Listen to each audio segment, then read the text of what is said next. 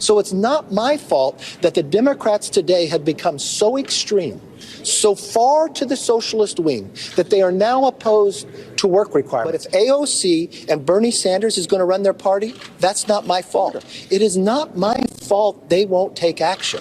It is not my fault that the president would not meet with me for 97 days. I'm sorry. It is not my fault that the Democrats cannot give up on their spending. So don't blame me for reaching out to the Democrats, for begging the president to meet with me or trying to find it. And don't blame us, Republicans, when we put a reasonable bill together. Thank you so much to all of our colleagues here who have made such incredible and forceful arguments. I want to reiterate one point.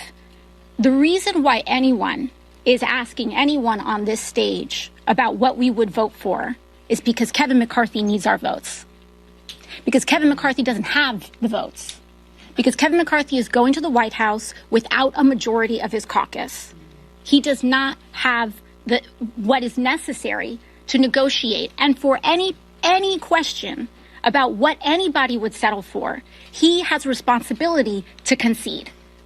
So if he wants any Democratic support, he has to come to the table. And we have seen him over and over again say that he will not negotiate, that they are engaged in hostage taking, not negotiation, extortion, not conversation. And that is not something we can establish. It is not something we can reinforce in this country. The proposal that we see on this table right now that Kevin McCarthy and the Republican caucus have put down has been an absolute rejection of the same reckless tax cuts that were passed in 2017 that we said at the time would explode the debt ratio, that would explode the deficit. And now, several years later, we are in this scenario. And instead of them recognizing the error of their ways, they want to protect tax cuts on yachts and private jets and make single moms pay for it. And that's where we say no.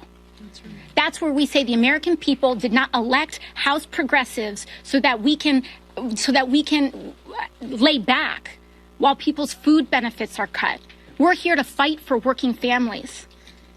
And so this is the last caucus to ask, what are we going to give up in terms of people's food, in terms of people's health care, in terms of veterans? And the time is now to ask the Republican caucus why they are valuing billionaires over veterans and single mothers. This is shameful. We can put an end to it. And it only takes 5 of the 18 Republicans that are in Biden-carried seats. Thank you.